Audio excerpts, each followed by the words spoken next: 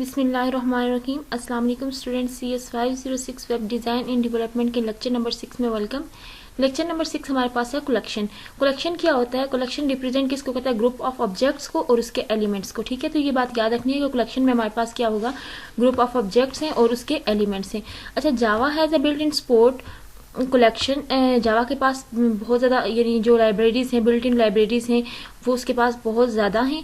Like जैसे C++ में भी कलेक्शंस क्लासेस हैं, उनके पास ही बिल्ट इन लाइब्रेरीज़ हैं। इसका फ़ायदा क्या है कि आप लोग जस्ट उस फंक्शन का वो आप लोग जस्ट एलिमेंट लिखो, मेथड यानी यूज़ करो और आपके पास ऑटोमेटिकली वो काम हो जाएगा। ठीक है, अब हम देखते हैं कलेक्शन डिज़ाइन। कलेक्शन जो हमने ली है उसको डिज़ाइन कैसे करेंगे, उसको प्रोग्रामिंग के अंदर उसका काम क्या है, उसको कैसे यूज़ करते हैं। तो देखिए, all classes almost provide same method, कि तमाम जो क्लासेस होती है वो ऑलमोस्ट क्या होती है? सेम मेथड प्रोवाइड करती है, लाइक गेट का, साइज का, इज एम्प्टी का। अब ये किस लिए यूज़ होते हैं ये भी हम इस टॉपिक में देखेंगे। These method will return the object store in it. जब हम इन मेथड को यूज़ करते हैं अपने प्रोग्राम के अंदर, तो इनका क्या काम होता है कि इनके अंदर जो जो चीज़ें स्टोर हैं, यानी जो जो ऑब्जेक्ट इनके अंदर स्टोर हैं, तो वो हमें क्या करेंगे? वो रिटर्न कर देंगे। Number of object store in whether collection contain an object और नॉट रिस्पेक्टिवली। इनके अंदर जो जो ऑब्जेक्ट स्टोर हैं, यानी जिन जिन ऑब्जेक्ट की कलेक्शन इसके अंदर स्टोर है, तो वो क्या करेगी? वो हमें दे देगी, यानी शो करवा देगी। हम इन मेथड को यूज़ करेंगे। अब क्या है? Java collection are capable for storing any kind of object. के जावा के अंदर जो है वो किसी भी किस्म के ऑब्जेक्ट जो होते हैं वो स्टोर होते हैं, यानी आपको जिस किस्म की जरूरत है वो इसके अंदर स्टोर होंगे। ठीक है, अब देखिए, this is similar using void C. ये स्टैटिक का जो सिंबल यूज हुआ है, यानी सी के अंदर हम इस तरह से यूज करते हैं और जावा के अंदर किस तरह यूज करेंगे?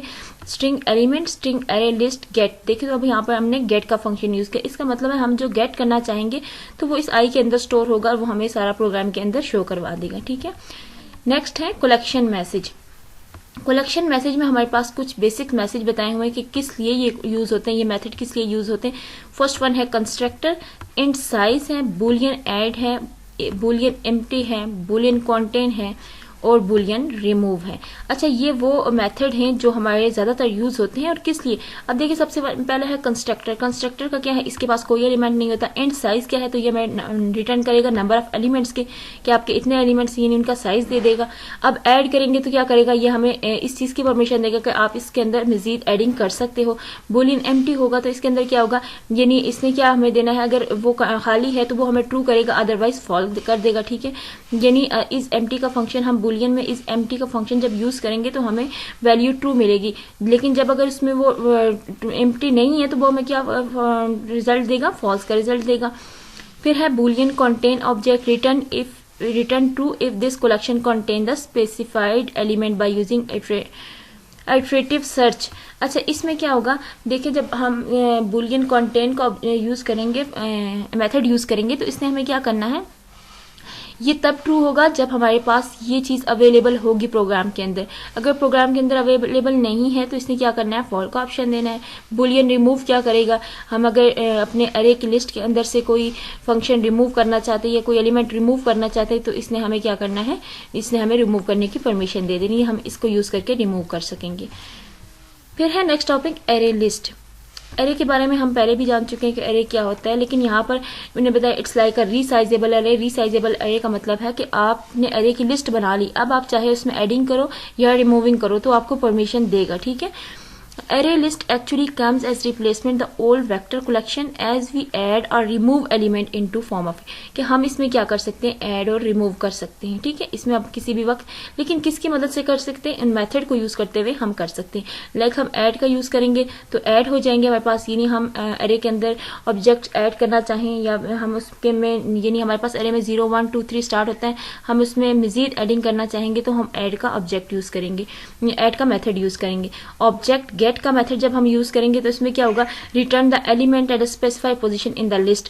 वो हमें जिस हम जो हम उससे गेट करना चाहते हैं तो वो हमें वही रिटर्न करेगा। ठीक है, फिर रिमूव का मेथड है, तो अगर हम चाहते हैं कि उसमें के जो अरे की लिस्ट है उसमें से कुछ रिमूव करना चाहते हैं तो वो क्या कर देगा? वो एलिमेंट को रिमूव करने में हेल्प देगा। फिर है यूजिंग अरे। अरे को यूज करते हुए एक लिस्ट क्लास बनाएगी। ठीक है, तो यहाँ पर क्या किया गया? यहाँ पर अरे को यूज किया हुआ है और इस कोड के अंदर, और वहां पर स्टूडेंट की एक क्लास दी हुई है और वहां पर स्टूडेंट नंबर। तो अब अगर हम चाहें तो यहाँ पर क्या कर सकते हैं? ये लिस्ट बना ली। अब हम यहाँ पे ऐड करने के, अगर चाहें ऐड भी कर सकते हैं, रिमूव भी कर सकते हैं, क्योंकि अरे ने हमें ये जो है फंक्शनैलिटी दी है। तो ये है वो प्रोग्राम और इसका आउटपुट भी दिया हुआ है। नेक्स्ट वन है हैश मैप। हैश मैप क्या है हमारे पास एरे के अंदर, इसके अंदर जावा के अंदर हैश मैप क्या है, store elements in the form of की वैल्यू पेयर्स फॉर्म, अ की is associated with each object that is stored. A hash map के अंदर हमारे पास क्या होता है, एक की फॉर्म में वैल्यू देती है, यानी हम इस की को यूज करेंगे, वो की हमेशा यूनिक होगी, हर ऑब्जेक्ट की यूनिक होगी। जब आप उस की को यूज करोगे तो आपका हर फंक्शन होगा। लाइक हमारे पास यूजफुल मेथड में कुछ कीज बताई हुई हैं, जिनमें से हमारे पास फर्स्ट वन है पुट ऑब्जेक्ट की और object value. First one key is this and second object get. ये ऑब्जेक्ट गेट की जो की है, हमने क्या करना है, गेट करने के लिए हमने ऑब्जेक्ट गेट की लेनी है और पुट करने के लिए यानी वैल्यू को पुट करने के लिए हमने पुट के जो है वो की यूज करनी है। ठीक है, तो वेरी सिंपल, ये दोनों देख लेना आप लोग। फिर उसके बाद है using hash map class. Hash map class को यूज करते हुए इन्होंने क्या किया, हमारे पास एक छोटा सा प्रोग्राम दिया है। ठीक है, इसको आप प्रैक्टिकली करके देख सकते हो, लेकिन एज इट इज यही कोडिंग नहीं लिखनी क्योंकि इस कोडिंग में एरर होगा।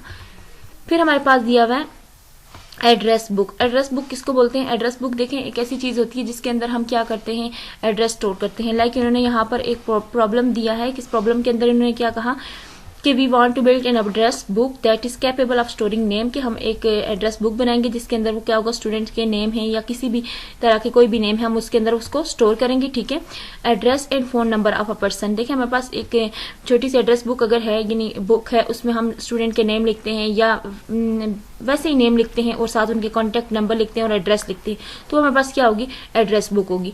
अब क्या है, address book provides functionality in the form of J option pen based menu. ठीक है, अब इसके अंदर अगर हम कोई फंक्शन करना चाहिए, कोई काम करना चाहिए, कैसे काम, यानी उस बुक के अंदर और नाम ऐड करना चाहें या उनमें से कुछ नाम डिलीट करना चाहें या रिमूव करना चाहें या एक सर्च करना चाहें, एग्जिट करना चाहें, तो हमारे लिए जावा के अंदर कौन से हेल्पफुल मेथड यूज होगा, जे ऑप्शन पेन। इस बेस्ड के मेन्यू हमने काम करना है।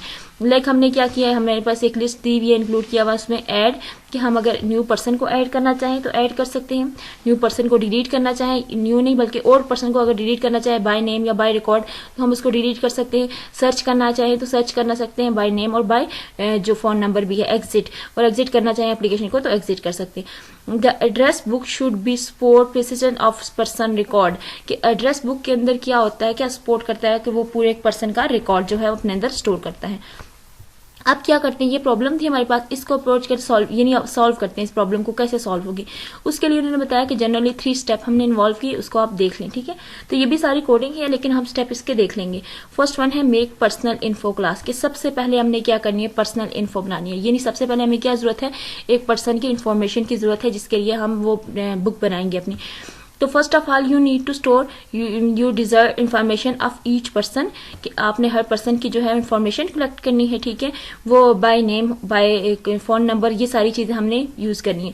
फिर उसके बाद हमने क्या करना है, मेक अप क्लास, हमने क्लास बनानी है पर्सनल इन्फो नेम के साथ, यानी ये डाटा जो है वो स्टूडेंट का पर्सनल इन्फॉर्मेशन है।